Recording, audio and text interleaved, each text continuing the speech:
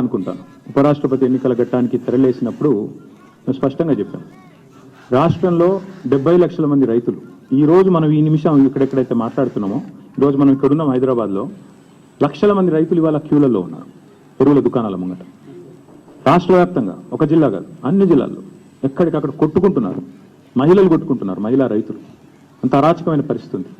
20-25 రోజుల కిందట మేము మా పార్టీ నుంచి డిమాండ్ చేసినాం, ఇది రాష్ట్ర ప్రభుత్వ వైఫల్యమా, కేంద్ర ప్రభుత్వ వైఫల్యమా, ఎవరిది అన్నది మీరు తెలుసుకోండి, కానీ రైతులకు ఎరువులు అందించండి. మీరు అందిస్తే తప్పకుండా మీకు మద్దతు ఇచ్చే అంశం పరిశీలిస్తామని చెప్పాం. We have nothing against the 2 candidates. ఇద్దరు మంచోళ్ళే కావచ్చు, justice Reddy and CP Radhakrishnan ఇద్దరు కూడా మంచోళ్ళే కావచ్చు, మేము కాదంటలేదు. కానీ ఇవాళ వాళ్ళు ఇద్దరు అభ్యర్థులు కూడా 2 వ్యవస్థలకు ప్రతినిధులు. అటు ఎన్డీఏ, ఇటు ఇండియా, ఈ 2 కూటమిలకి వారు ప్రతినిధులు. వారు వ్యక్తులుగా కాదు నించున్నది, ఇండిపెండెంట్గా నించోలేదు. ఒకరు కాంగ్రెస్ తరఫున, ఒకరు బీజేపీ తరఫున నించున్నారు. ఇటు కాంగ్రెస్ అటు బీజేపీ ఇద్దరూ కూడా ఈ రాష్ట్ర రైతులను వేధిస్తున్నారు, సతాయిస్తున్నారు, చావగొడుతున్నారు. వాళ్ళు ముష్టి యుద్ధాలకు దిగే ఒక అరాచక పరిస్థితి తెచ్చిపెట్టినారు. 20-25 రోజుల కింద మేము హెచ్చరించినా, అప్రమత్తం చేసినా ఇంతవరకు కేంద్ర ప్రభుత్వం స్పందించలేదు, రాష్ట్ర ప్రభుత్వం స్పందించలేదు. అందుకే 70 లక్షల మంది తెలంగాణ రైతన్నల తరఫున మేము నిర్ణయం తీసుకున్నాం. నిజానికి నోటా ఉంటే ఎన్నికలు బహిష్కరించడం మంచిది కాదు, ప్రజాస్వామ్య ప్రక్రియలో పాల్గొనాలి. నోటా అనే బటన్ ఉంటే అందులో నోటా కొత్తటోళ్ళం, కానీ నోటా లేదు. అటో ఇటో రెండిట్లో ఏదో ఒకటి చేయాల్సిన పరిస్థితి ఉంది. అందుకే ఈ ఎన్నికలు మేము we're abstaining, we're not going to participate as a party. నిన్నగాక మొన్న 2 రోజుల కిందట మా రాజ్యసభ ఫ్లోర్ లీడర్ సురేష్ రెడ్డి గారిని, అదేవిధంగా అందుబాటులో ఉన్న రాజ్యసభ సభ్యుల్ని పెద్దలు కేసీఆర్ గారు లంచ్కి పిలిచారు. మీటింగ్ కూడా అయింది, చర్చ కూడా జరిగింది ఏం చేద్దామని. చర్చించిన తర్వాతనే, అందుబాటులో ఉన్న ముఖ్యులతో కూడా చర్చించిన తర్వాతనే నిర్ణయం తీసుకున్నారు.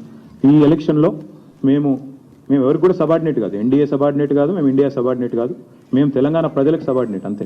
కాబట్టి తెలంగాణ ప్రజల పక్షాన వారి బాధను వ్యక్తం చేయడానికి ఇది ఒక వేదికగా వాడుకుంటున్నాం.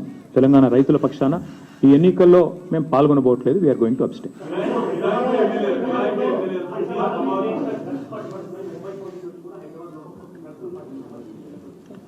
తెల్లారు లేస్తే బిల్డప్లు, ఒకటి ఈగల్ అని, ఇంకోటి హైడ్రా అని, నేను 18 గంటలు పనిచేస్తా అని, నేనే హోంమంత్రిత్వ శాఖ కావాలని నా దగ్గర పెట్టుకున్నా అని. కానీ చేసే పని ఏంది?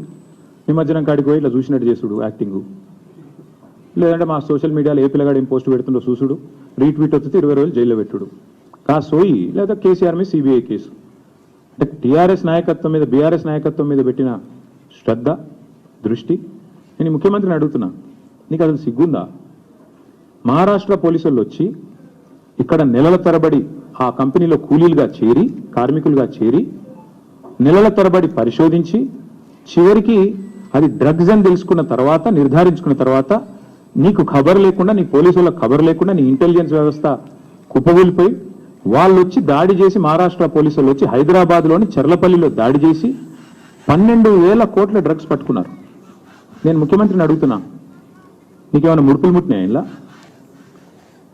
12,000 కోట్లు 21 నెలల నుంచి ఏం చేస్తున్నావు? నీ ఈగల్ ఏం చేస్తుంది? నీ హైడ్రా ఏం చేస్తుంది? నీ హోంమంత్రిత్వ శాఖ ఏం చేస్తుంది? నీ పోలీస్ ఇంటెలిజెన్స్ ఏం చేస్తుంది? ముడుపులు తీసుకోవడంలో బిజీగా ఉన్నారా? ఎట్లా? హైదరాబాద్లోని చెర్లపల్లిలో 12,000 కోట్లు. ఇది భారతదేశంలోనే 2వ అతిపెద్ద డ్రగ్స్ ఇప్పటిదాకా దొరికింది. ఇదివరకు ఒకసారి గుజరాత్లో దొరికింది 21,000 కోట్లు, ఇప్పుడు రెండోసారి 12,000 కోట్లు. సిగ్గులేని విషయం ఏంటంటే, సిగ్గుపడాల్సిన విషయం ఏంటంటే, మన పోలీసులకు ఖబర్ కూడా లేదు. మహారాష్ట్ర పోలీసులు వచ్చి దాడి చేసేదాకా మన పోలీసులకు ఖబర్ కూడా లేదు. ముఖ్యమంత్రి గారికి ముడుపులు అందినాయి అనేది నా అనుమానం. అందుకే చూస్తున్నట్టు వేయండేమో, లేదా ముఖ్యమంత్రి బిజీగా ఉన్నాడేమో. ఏది? ఎవరు రీట్వీట్ అవుతుండో అని కేసు పెట్టుర్రి, ఎవరు పోస్ట్ పెడుతుండో అని అర్జెంట్ లోపల అయిండ్రి, లేదా గణేష్ కాడ పోయి కొద్దిగా స్టెంట్ కొట్టినట్టు చేద్దాం, అక్కడ కేసీఆర్ పాటలు బాగా పెడుతురు, పోలీసులు డీజే బాక్సులు గుంజుకోవాలి, యాంప్లిఫైర్లు గుంజుకోవాలి. గదే పని ఏమన్నా చేయాలి పోలీసులకు రాష్ట్రంలో పని? పాపం పోలీసుల బండ్లలో డీజిల్ దిక్కులేదు. మేము మమ్మల్ని అరెస్ట్ చేస్తుంటే హరీష్ రావు గారు అడిగింది, ఏమైనా టీఏ వచ్చిందని అడిగి, పాపం ఆయన నవ్వుతుంది పోలీసు ఆయన.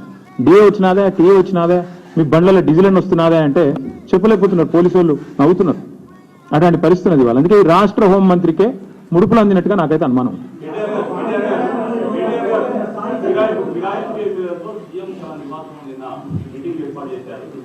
మీరు ఇన్ని బాంబులు ఒకేసారి ఆడితే ఎట్లా? అయితే బ్రదర్ సింపుల్, ఏం చర్చ చేయాల్సిన అంశం కూడా ఏం లేదు. వాస్తవం ఏంటంటే already the PCC president has turned approver. PCC president తన నేర ఆరోపణను అభియోగాన్ని ఒప్పుకున్నాడు ఆల్రెడీ బహిరంగంగా. ఓ టీవీ చర్చలో పిసిసి ప్రెసిడెంట్ గారిని అడిగినారు, ఏమండి ఎమ్మెల్యేలు చేరినారు అంటే, అవును చేరినారు మా కాంగ్రెస్ పార్టీలో అని చెప్పిండు. ఇక నేరాంగీకారం జరిగిన తర్వాత విచారణ ఎందుకు, ఇంకా చేసేదేముంది? PCC president has turned approver, one of the MLAs also has turned approver. Kadiyam Srihari చెప్పిండు ఓపెన్ గా, నేను కాంగ్రెస్ పార్టీలో చేరినా మొన్ననే చెప్పిండు. తెచ్చుకోండి, బైట్స్ ఉన్నాయి కదా.